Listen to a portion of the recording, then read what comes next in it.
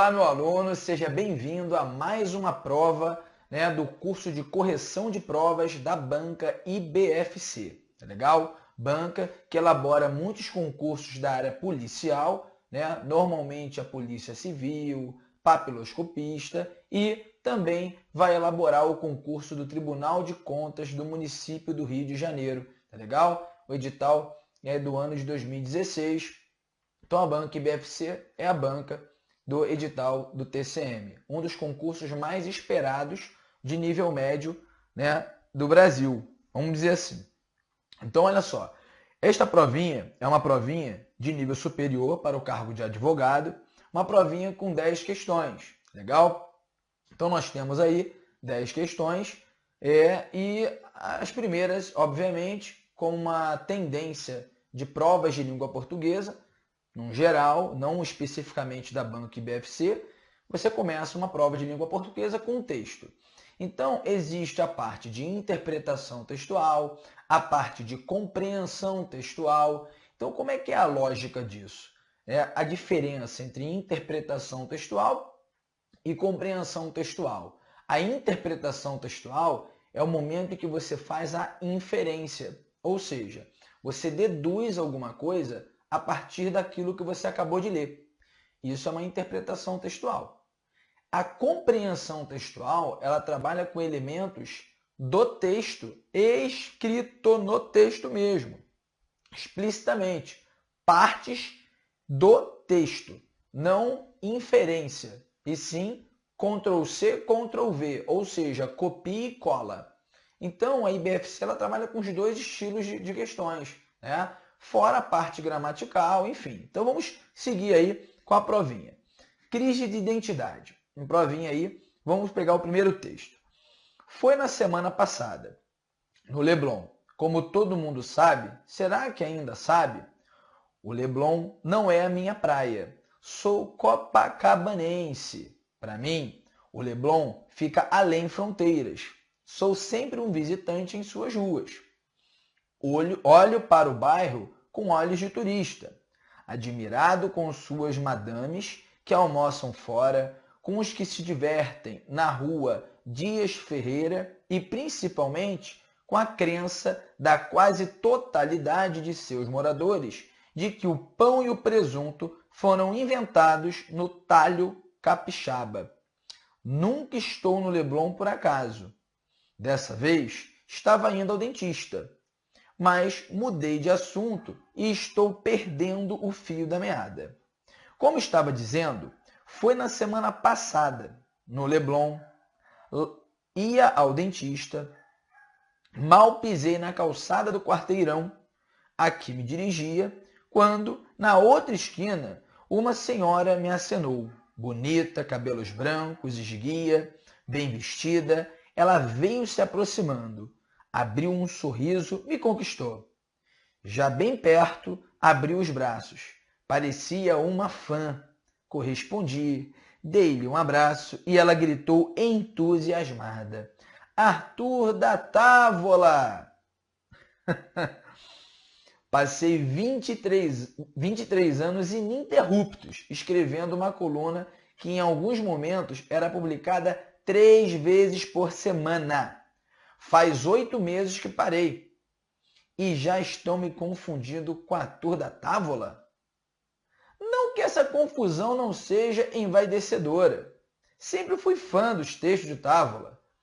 Mas ele já não está entre nós há 8 anos. Prefiro não ter o talento do mestre, mas continuar vivo.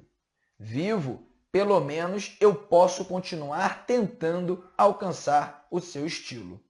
Bom, então ele está se comparando ao Arthur da Távola, pessoa com a qual foi confundida por uma mulher na rua. Será que colunista afastado é colunista morto? Será que 8 meses fora do jornal é tempo bastante para deixar de habitar a lista de colunistas que o leitor tem na cabeça? Outro dia mesmo, dessa vez em Copacabana, em meio a compras num mercado de produtos hortifrutigranjeiros, palavra aí, né? Outra velhinha se aproximou.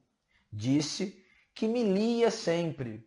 Ela não se deu conta de que eu não estava escrevendo, que se identificava com as minhas histórias e que minha coluna era a primeira coisa que buscava no jornal às sextas-feiras. Bem que eu tentei dizer que nunca escrevi às sextas, mas ela me interrompeu e acrescentou que gostava sobretudo quando eu falava do Botafogo. Ela gostava mesmo de outro Arthur, o da Pieve. Deixei-a na ilusão de que tinha se encontrado com o ídolo. Para que discutir com a madame?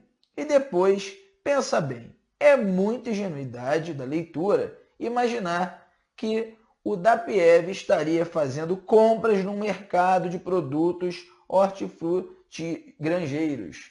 Caramba, Pedro! Talvez não tenha sido a minha ausência o motivo do esquecimento do leitor. Nesses 23 anos, por mais assíduo que tenha sido nas páginas do jornal, sempre fui confundido com Zuenir, Veríssimo, Arnaldo. Só não me lembro de terem me confundido com a Cora. E olha que eu também já tive os meus gatos. Talvez a culpa seja minha e eu nunca tenha conseguido criar nos meus textos uma personalidade que levasse o leitor a me identificar nas ruas. Deve acontecer algo assim com a minha voz também. De vez em quando, pego um táxi e logo após dizer ao motorista o meu destino, ele me responde com alegria. O senhor é o Cone, não é? Ouço o senhor todo dia na CBN. Eu confirmo e vou em frente. Ainda não desisti do plano de andar com os livros do Cone na mochila para dar edições autografadas aos motoristas da cidade. Só não decidi ainda se eu mesmo autografo ou peço para o Cone autografar. Olha que interessante. Às vezes, desconfio que tenha transferido essa crise de identidade para os que me cercam. É muito comum encontrar algum admirador que me conhece da televisão. Não deixo de ver o senhor no programa da Andréa Beltrão. Ou o senhor não está mais no programa da Maria Padilha? Adianta eu dizer que o programa é da Maria Beltrão? Isso tudo é para dizer que antes que me esqueçam definitivamente, retomo esta coluna, agora só aos domingos, na esperança de um dia o leitor me identificar, saber que eu sou eu. É fácil. Não falo de gatos, não torço pelo Botafogo, não vejo a confusão em Ipanema da minha janela, não analiso a conjuntura política, nunca escrevi um livro de mistério. Sou outro, aquele que fala de amenidades, pega no pé do prefeito, vê novelas, lembra? Aquele que organiza a eleição da mala do ano. Já fez o concurso do Zoom de Besouro e teve as suas 2 brigas com o Caetano. Ainda não lembrou? Então esquece tudo isso. Eu prefiro ser identificado como aquele que tem muita honra em estar em página próxima aos textos de Zuenir, do Veríssimo, Nelson Mota, do Kaká, da Cora, da Pieve, dos Arnaldos, do Agualusa. São muitos colunistas talentosos. Sou só mais um, aquele com menos talento, o que todo mundo confunde com os outros, mas que não cabe em si de satisfação em ter a oportunidade de voltar a se encontrar semanalmente com o leitor. Crônica é diálogo. Não basta eu escrever, tem que ter você aí do outro lado para ler. É um prazer reencontrá-lo. Ou ninguém leu e eu estou falando sozinho. Arthur Chechel. Bom, então a gente tem aí, né, um texto bem bacana, essa tal crise de identidade aí do Arthur Chechel, né, de ser confundido o tempo inteiro né, com os outros colunistas, e o retorno dele aí a coluna, né? Semanalmente ele vai continuar, vai começar, voltar a escrever, na verdade, especificamente, deixa eu ver aqui, ó, semanalmente com o leitor, ó, semanalmente.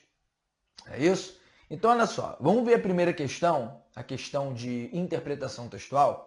Ela diz o seguinte, essa primeira questão de interpretação textual, ela diz assim: a leitura da crônica revela que as colocações feitas por Arthur Shechel traduzem o objetivo central de.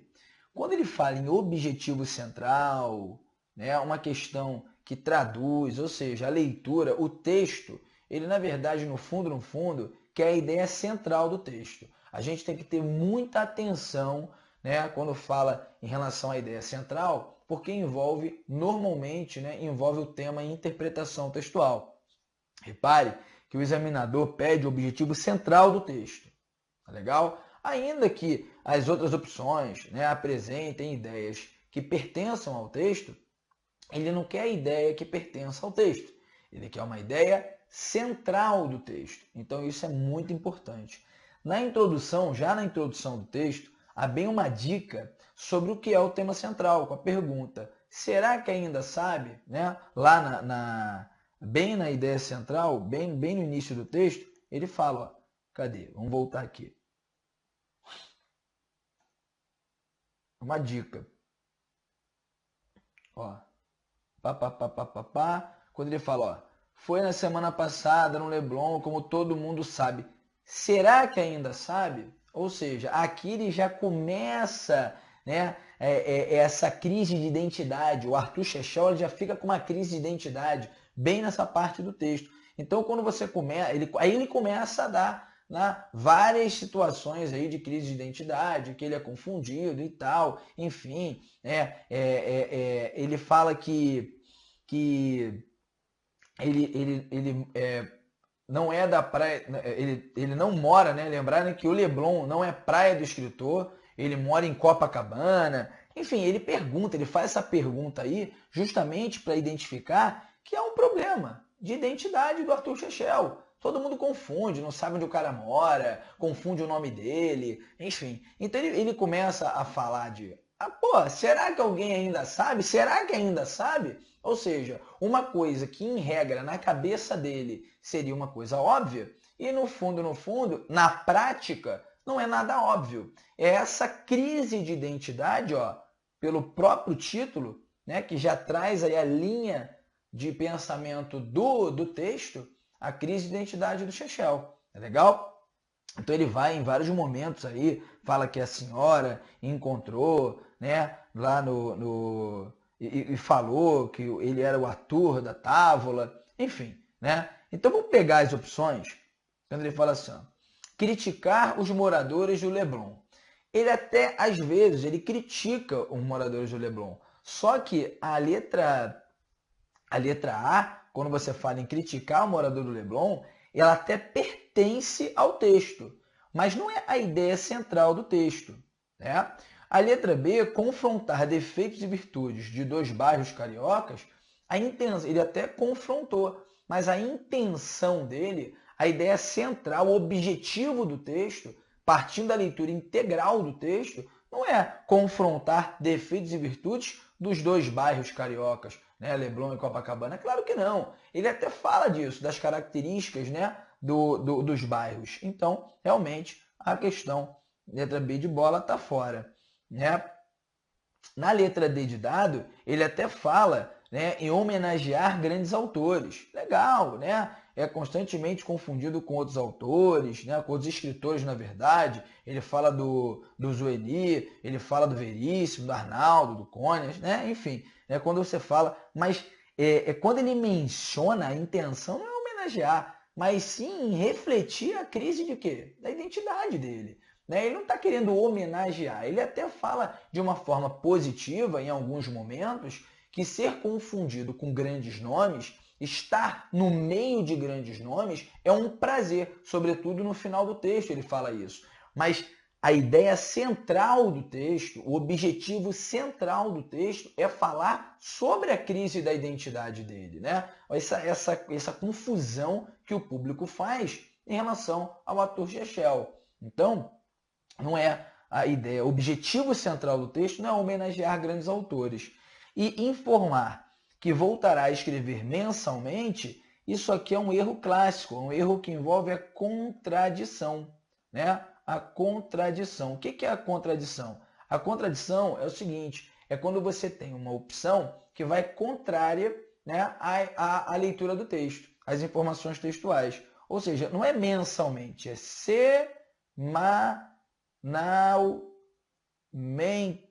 semanalmente. Então não é mensalmente, ele fala no último período do texto que é semanalmente. Com certeza, né, ele vai aí escrever, voltar a escrever. Então, quando ele fala na letra E, está errada também. Agora, a letra C, o objetivo central é refletir sobre o desconhecimento pelo público? Sim, é a tal crise de identidade. Legal? Então, a questão número 1, olha só, quando ele fala, foi na semana passada, no Leblon, como todo mundo sabe, será que ainda sabe? O Leblon não é minha praia, sou copagabanense. Para mim, o Leblon fica além fronteiras, sou sempre o visitante em suas ruas. Olho para o bairro com olhos de turista. Então, ele vai fazendo aí, né, nesse trecho, nesse início de trecho, será que alguém sabe? Essa pergunta no primeiro parágrafo, ou seja, no primeiro momento do texto, é uma pergunta que nos leva, nós leitores, né, que nos leva a uma reflexão realmente, a refletir sobre o desconhecimento pelo público. Então, certamente, gabarito, letra C de casa, questão número 1. Tá? Então, eu quero que você pense na interpretação textual, na ideia central do texto, como aquilo que, de fato, é alvo do texto, aquilo que é o elemento mais importante. Se você fosse comparar com uma estrutura gramatical, com uma estrutura sintática, eu falaria que seria o núcleo, por exemplo, do sujeito, o núcleo do objeto direto, ou seja, a parte mais importante de uma estrutura.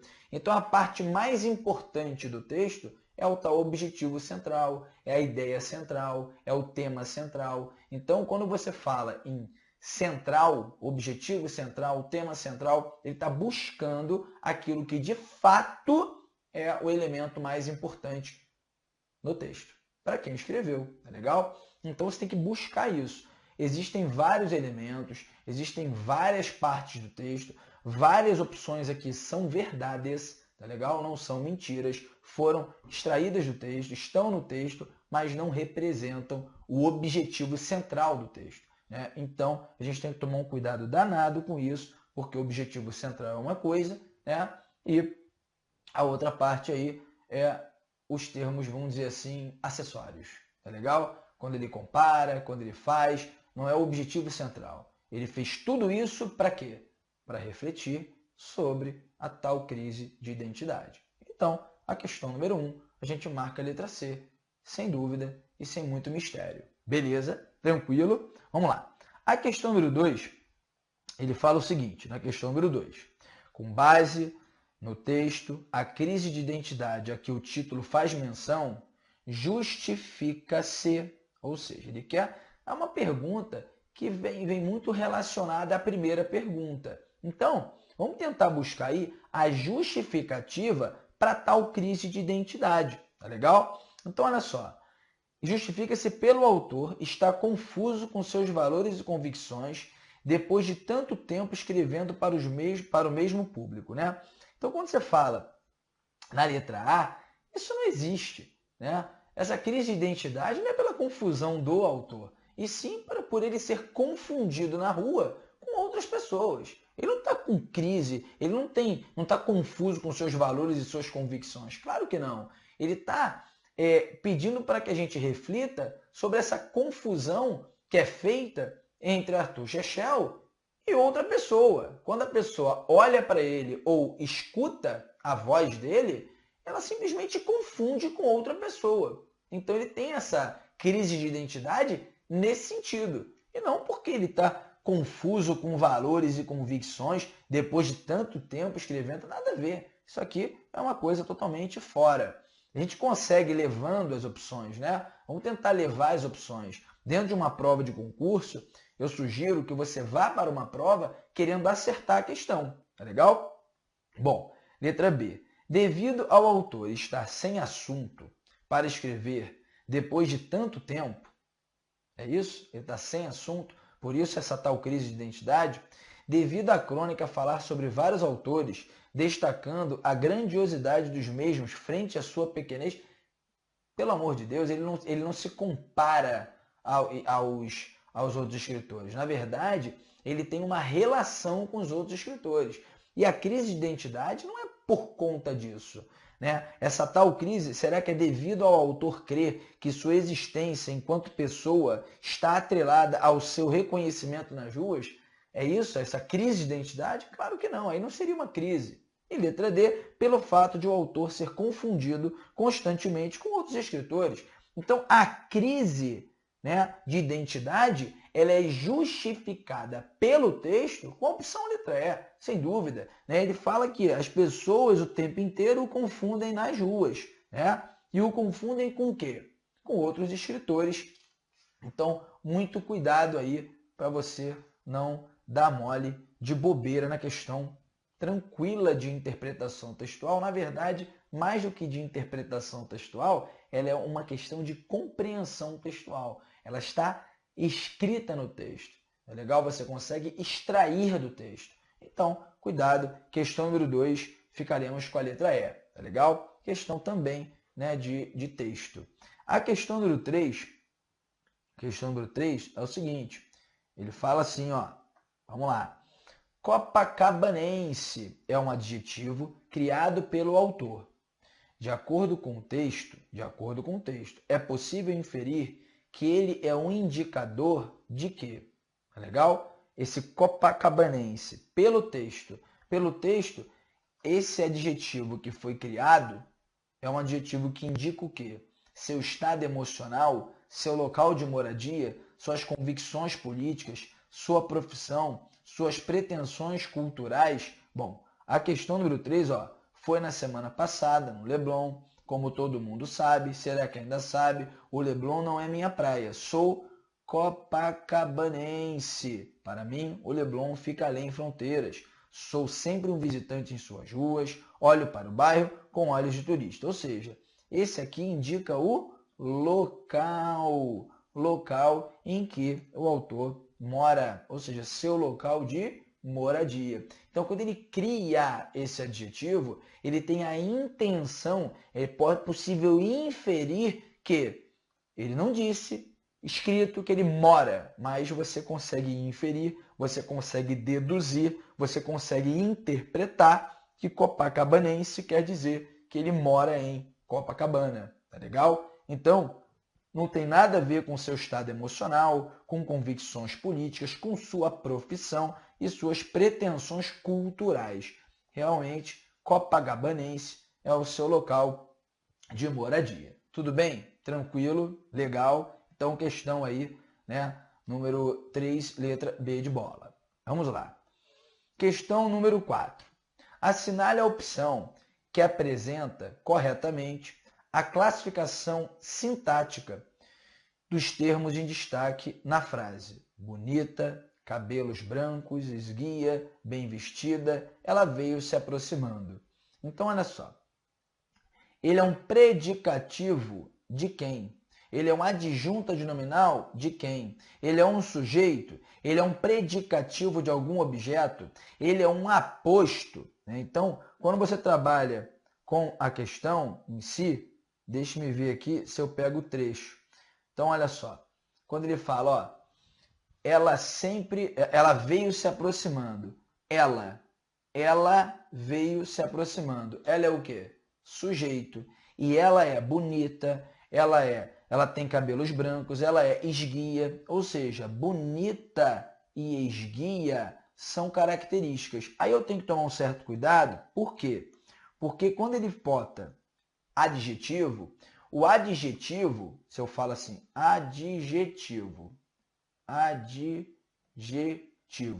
O adjetivo, quando ele aparece, ele normalmente ele é classificado como um predicativo. Só que você pode ter predicativo, e também pode ser, normalmente, um adjunto adnominal. Tá legal? Um adjunto adnominal. Então, qual é a lógica? Quando você fala em predicativo ou adjunto adnominal, existe uma diferença entre eles, tá legal?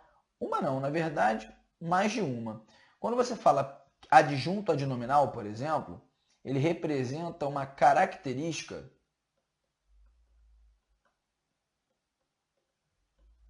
permanente.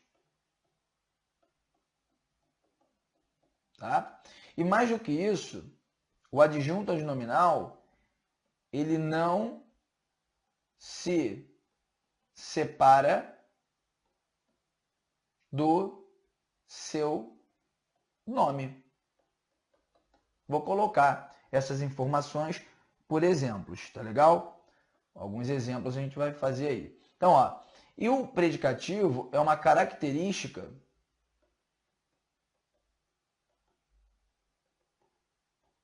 momentânea.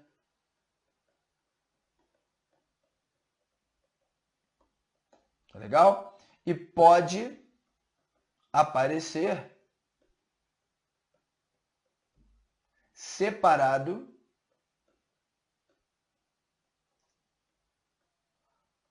do seu nome. Só que existe mais um detalhe que é interessantíssimo, tá legal?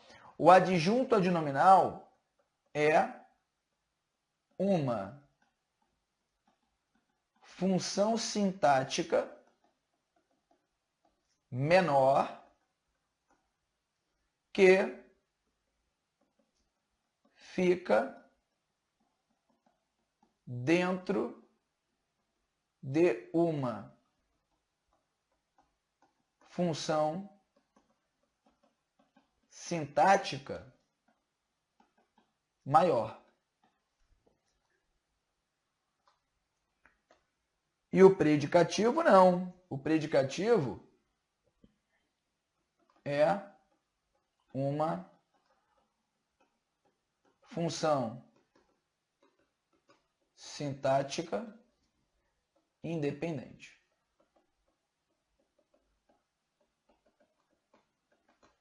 Ou seja, Pedro, dê-me exemplos. Dou vários exemplos a você. Quando eu falo assim, olha, os alunos nervosos chegaram ao primeiro momento de análise. E aqui eu vou botar os alunos nervosos chegaram.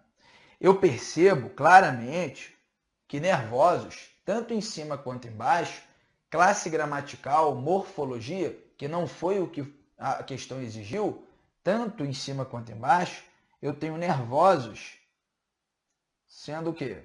Um adjetivo.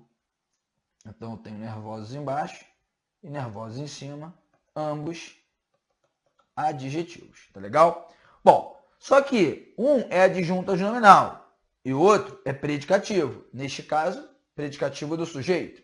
Então, qual é a lógica que eu quero que você tenha?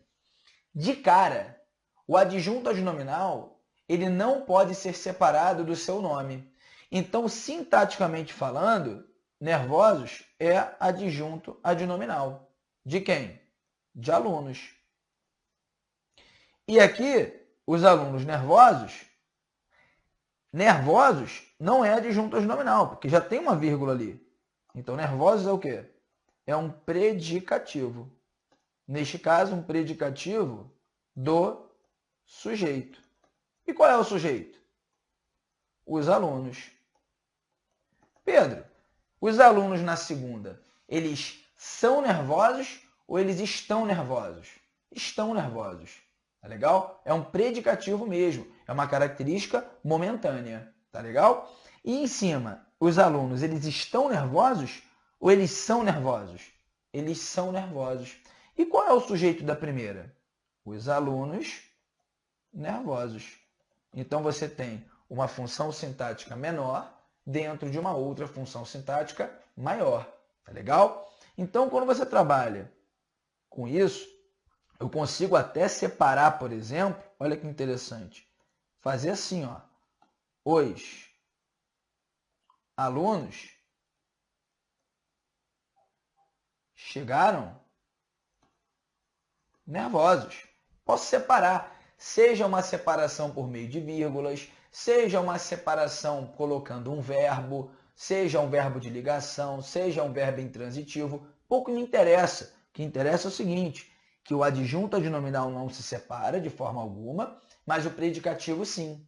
Então, mesmo que não apareça separado, você vai mexendo, vai intercalando tudo, até você conseguir separar. Se não conseguiu separar esses dois elementos, é porque um é adjunto adnominal. E se você conseguir separar, pode apostar que vai ser um predicativo. Tá legal? Então, nós temos aqui, ó, os alunos sujeito, nós temos nervosos predicativo do sujeito, e este verbo que indica uma ação é um verbo intransitivo. Para ser um verbo de ligação, ele não poderia indicar o quê? Uma ação.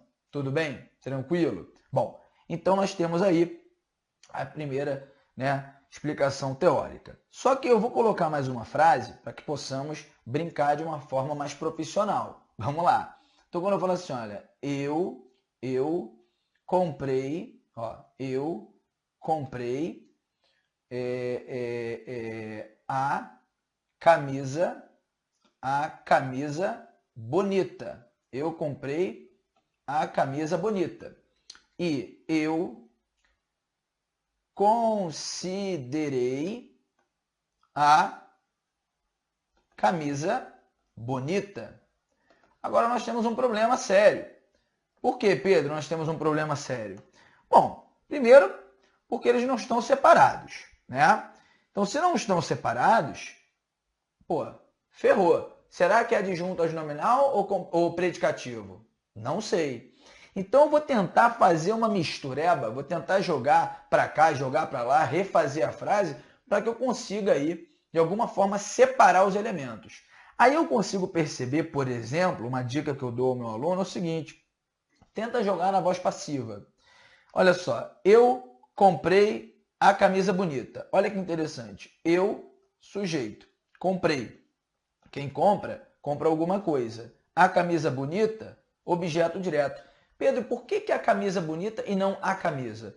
Bom, porque este termo aqui é um adjunto adnominal ligado a quê? A camisa. Tem certeza, Pedro? Tenho. Quando você fizer a voz passiva, como é que fica? A camisa bonita foi comprada por mim. Ó, a camisa bonita foi comprada por mim. É isso? Então você percebe automaticamente que o sujeito paciente, lá na voz passiva, você não conseguiu separar o bonita de camisa. Por quê? Porque é um adjunto adnominal. Mas quando você faz eu considerei a camisa bonita, eu já estou dando a dica na separação, mas eu vou provar isso. Ó, eu, sujeito, considerei. Quem considera, considera alguma coisa. A camisa, objeto direto, e bonita é um predicativo de quem? Da camisa. É uma característica da camisa. É um predicativo do objeto. Pô, Pedro, por que ele é predicativo e não adjunto adnominal? Simples. Porque se você fizer a voz passiva, ele automaticamente vai ficar o quê? Separado. Ele pode ser separado. Ó, a camisa foi considerada bonita. Olha aí como se separou. Por mim. Eu separei, ó. A camisa, sujeito, e bonita neste caso aqui, ó, porque eu tenho uma voz passiva e o termo que era objeto direto já virou sujeito, então ele vai ser um predicativo do sujeito paciente, que é o da voz passiva e tal. Mas aqui em cima, a camisa era o quê? Objeto direto. E eu tenho um predicativo do objeto direto. Então, olha que interessante, né? Tudo isso para que possamos falar automaticamente que Adjunto adnominal não é. Sujeito não é, porque é uma característica. Predicativo do objeto não é, por quê? Porque é uma característica dela. E ela é o quê? Sujeito. Aposto não é, então você tem predicativo do sujeito, sem dúvida. Você tem uma característica do sujeito e uma característica que está separada, ou seja, não está agarrada ao núcleo do sujeito. Então não é um adjunto adnominal, e sim um predicativo do sujeito. Então, questão número 4, gabarito letra A. Tudo bem? Tranquilo? Bom, então é isso. Questão número 4 feita. Vamos finalizar este bloco e no bloco seguinte continuaremos com esta provinha e terminaremos a correção. Tá legal? Fiquem com Deus. Muito obrigado e vamos que vamos. Valeu, obrigado. Muito obrigado. Valeu.